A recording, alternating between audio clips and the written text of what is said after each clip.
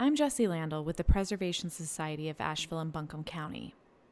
We frequently find that people are unaware of the South Asheville Cemetery, located in the Kenilworth neighborhood of Asheville, and its importance to the history of our community. In recognition of this National Day of Service honoring Dr. Martin Luther King Jr., we would like to share an educational program about the cemetery, its longtime caretaker, George Avery, and the lives, and more specifically deaths, of enslaved persons in the Asheville area. We are so thankful to Ann Chesky Smith, Executive Director of the Western North Carolina Historical Association, for putting this program together. And we are proud to have supported the work they are doing in researching the histories of people buried in the South Asheville Cemetery through our grant program. Thank you for joining us today. Please enjoy the program. Hello, my name is Ann Chesky Smith, and I'm the director of the Western North Carolina Historical Association in Asheville. If you're not familiar with us, we were founded in 1952 to preserve and promote the history and legacy of Western North Carolina.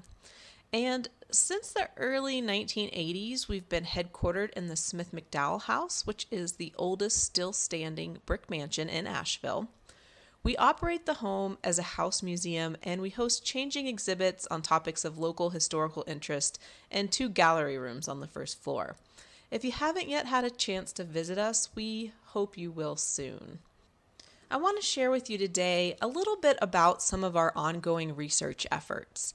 Since we operate the Smith McDowell House as a historic house museum, we have done extensive research into the families that have lived in this house, beginning with the Smith family. But what has become apparent as we embarked on this research is that though the Smiths built and owned this house, they were certainly not the only people living here. But before we get to the people, it's important to understand the economics at the time. Building with brick in 1840 was almost unheard of in Asheville. Most homes and buildings were made of wood. This house would have been incredibly expensive to build.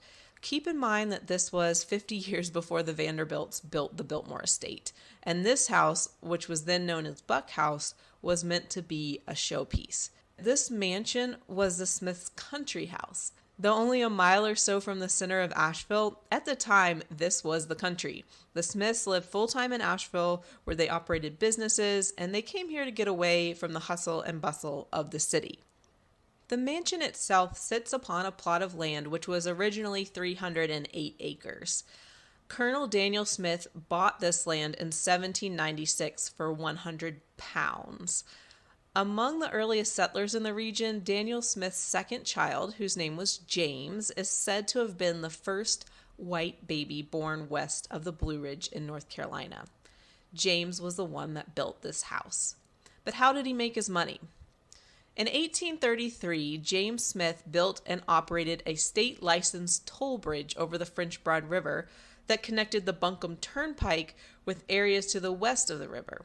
The turnpike was part of the Drovers Road that linked Greenville, Tennessee, and Western North Carolina farmers to markets in South Carolina and Georgia. Smith's bridge brought in money that he then used to expand the general mercantile business that he ran with his son-in-law. Smith became one of North Carolina's most influential and leading businessmen. He owned a general store, a wagoner, a blacksmith, a tannery, a lumber yard, vast amounts of farmland, and the Buck Hotel in Asheville. At one time, he owned more than 30,000 acres across the county. Though no official records exist about the construction of Buck House, there is little doubt that people of African descent who were enslaved by the family constructed it. They certainly cared for the Smith family and their vast land holdings and businesses. Many of them likely lived on this property surrounding the house in small shacks. Now, if you've ever tried to do research on African Americans prior to emancipation, you know that written records are few and far between. From the 1850 census supplement, which was called the Slave Schedules, we see that James Smith owned at least 44 people, likely more than that because another 22 are listed under his agent. Now, the slave schedules list only the ages, sexes, and color, either black or mulatto, of enslaved people, enumerated under the name of the slaveholder. The most common place that we actually find the names of enslaved people are in either bills of sale or last wills and testaments. And this is certainly true for the people the Smith family enslaved. Thanks in part to the Buncombe County Register of Deeds, who have digitized slave deeds, cohabitation records, land deeds, we do find a few mentions of people who were purchased and sold by the Smith family. But we haven't found many showing how Smith came to own most of the 70 plus people that he would enslave over his lifetime. It is likely that many of them were born to mothers enslaved by Smith and by law then became his property. As a wealthy man, James Smith had an extensive will in which he parcels out his land, businesses, and his slaves to his children. It is in his will that we see the names and sometimes the occupations or the family relationships of the people that he held captive.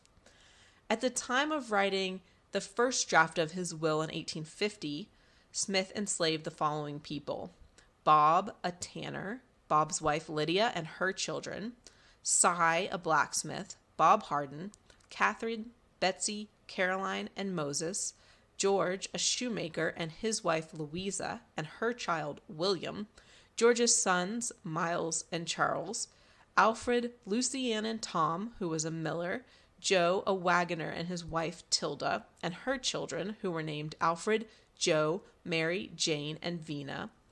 He also enslaved Peter, Charles, Clara, Arcella, Martha, and Rob, Jeff and his wife Mary, and her child Samuel, Henry and Julianne, McCama and George and their children, and Lucy, Harry, Mose, Rebecca, and Charlotte. So using this information as a starting point, we've begun trying to piece together the lives of the people that were named in James Smith's will. How do we do this? We go to the primary documentation, census data, land deeds, cohabitation records, bills of sale, death certificates. As an example, in James's will, he designates that Joe, a wagoner, his wife Tilda, and her children will be inherited by his son John, who will also inherit Buckhouse, making it fairly likely that Joe and Tilda and their family lived and worked on the grounds of this house. As a side note, children did take the status of their mother, so an enslaved mother could only bear enslaved children. This ensured that slaveholders could then enslave their own children, thereby increasing their wealth. At this time, we don't know exactly what Tilda and Joe and their children did for the Smith family. Tilda likely worked in the house, perhaps in the kitchen. Joe, as a wagoner, likely transported goods in a horse-drawn wagon on a daily basis, perhaps transporting tan bark to and from the Smith's tannery. They had at least 5 children by 1850. Alfred, age 11, Joe, age 8, Mary, age 3, Jane, 2, and Vina, 1. It is likely that the family was able to stay together here at Buckhouse until around 1853 when Tilda passed away. How do we know she passed away? After her death, James amended his will. To make up for the loss of Tilda, he designates several other people to be given to his son John instead. Then in 1856, James dies. Joe and his children then pass on to James's son John. And if they hadn't been living at Buckhouse, they likely are now, because John inherits Buckhouse and he is the first person to really live here full time. Now, John dies the following year. He's unmarried, he has no children, and he doesn't leave a will, which means that all of his property, this house, and the people that he enslaves go up for auction on the steps of the Buncombe County Courthouse. The entire family is sold to the highest bidder, and only Mary and Vina are allowed to stay together. At the same time, James's daughter, John's sister, is the highest bidder for Buckhouse, and this house is allowed to stay in the Smith-McDowell family. So this story lays the groundwork for what I want to talk about next, which is the vast differences between where James is buried in 1856 and where Tilda is buried circa 1853. The Smiths own at least 2 burial grounds, one where they buried members of their family and one where they buried their slaves. The family cemetery where James would be laid to rest was up on the hill very close to this house where Fernyhurst Mansion now stands. When Fernyhurst was built circa 1875, James had to be moved to the Newton Academy Cemetery. So James's body was moved to Newton Academy Cemetery. Here, he has not one, but 2 grave markers, one that lays on the ground on top of his grave and one that stands upright. There's a long inscription that reads, "He was the first child of white parentage born west of the Allegheny in the present state of North Carolina, and his course of life exhibited many qualities worthy of imitation by all who come after him. He was a pattern of industry, frugality, energy, and enterprise, a useful citizen, a warm friend, and an honest man," alongside his full name and his dates of birth and death. The cemetery and the surrounding land was sold to Mission Hospital in the 80s, and a good bit of money was set aside for maintenance of the cemetery. There's now a cemetery committee which hires a landscaping company to take care of the property. The gates are opened and closed every day by a Mission Hospital employee, and there's even a preservation plan in place for the cemetery. The Community Foundation of Western North Carolina is now the steward of the property and has established the following guidelines: preserve the historic presence, maintain the simplicity of a rural primitive cemetery, maintain a sense of peace, create a welcoming, inviting environment, assure respect for those buried there. The cemetery is 2 acres in size and includes 210 marked grave sites and more than 85 unmarked grave sites. Now, I want you to keep that in mind as we look at the place that Tilda was buried, the other cemetery owned by the Smith family. When Tilda died, she was likely laid to rest in what's now known as the South Asheville Cemetery. Though we don't know if Tilda is there for sure, this was the burial ground that the Smith family established for the people that they enslaved to bury their friends and family. So as someone who died while being enslaved by the Smith family, it's more likely than not that Tilda was laid to rest in the South Asheville Cemetery. Like the Newton Academy Cemetery, the South Asheville Cemetery is about 2 acres. Unlike the Newton Academy Cemetery, there are nearly 2,000 graves in the 2-acre plot of land. Of those 2,000 graves, less than 100 have engraved markers. Most graves were marked with field stones or wooden crosses, which have since deteriorated.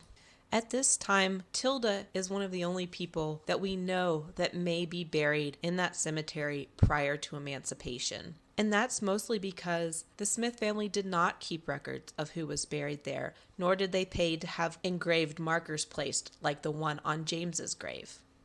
But we do start to learn a little bit more about who may be in that cemetery after emancipation, because in 1866, the McDowell family, who now owned the graveyard, assigned a caretaker to take care of the property and dig the graves.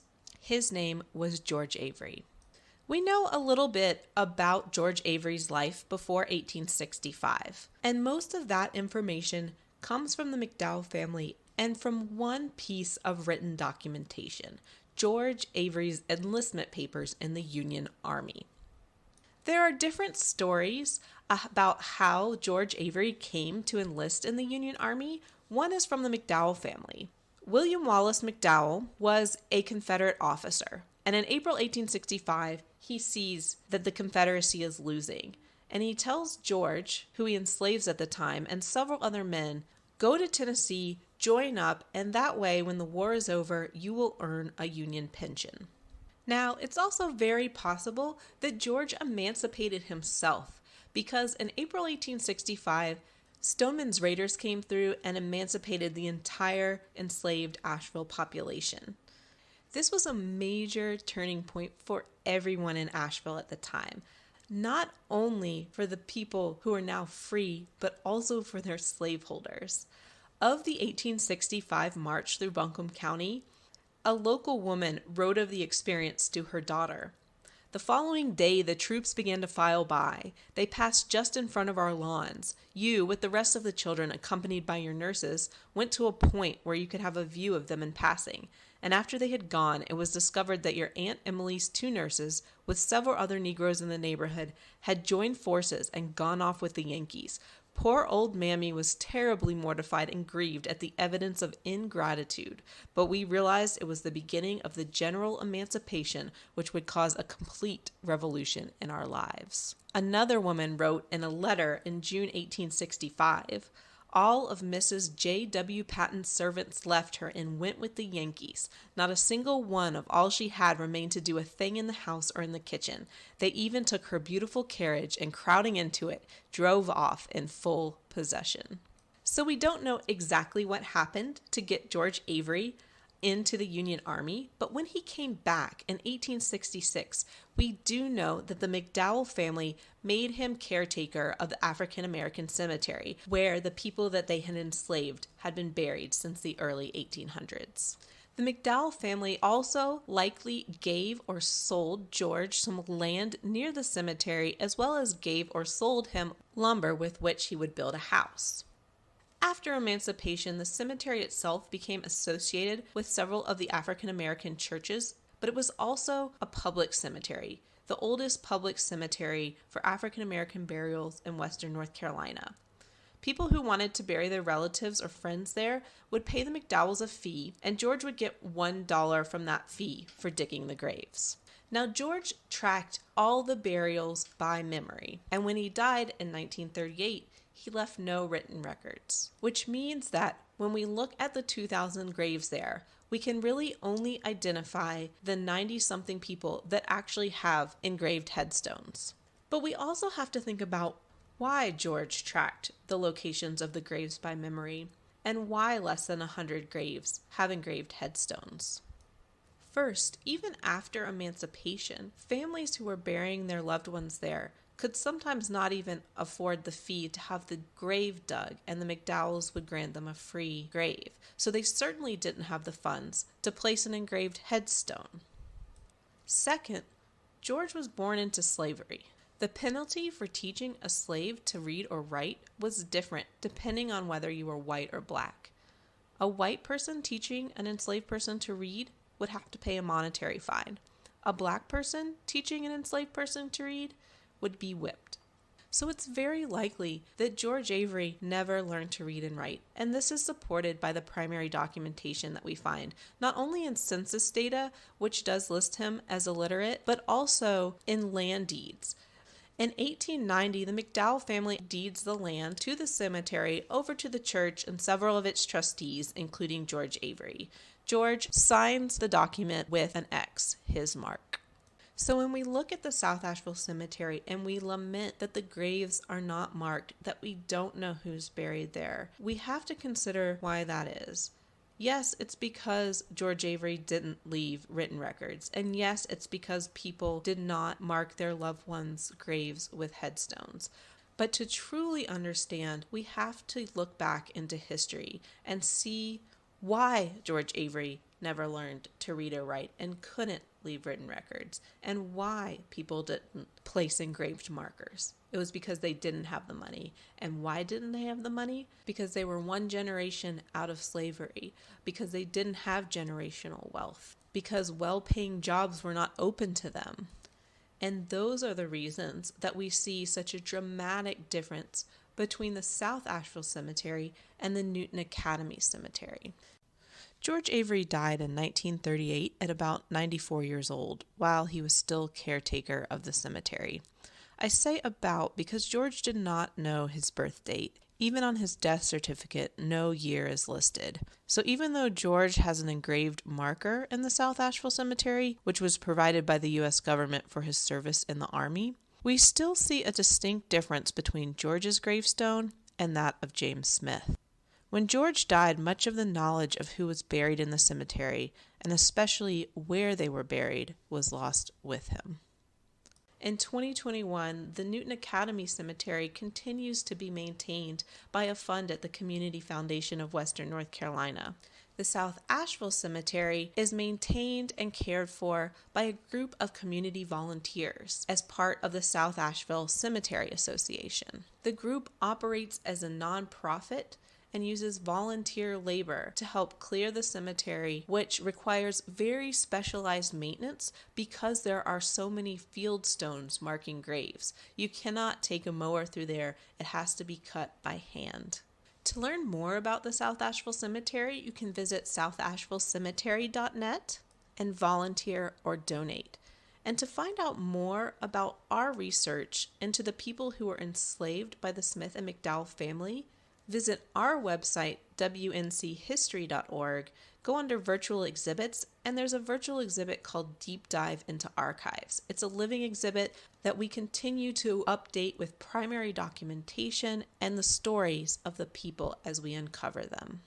If you have further questions, please don't hesitate to contact me at director@wnchistory.org.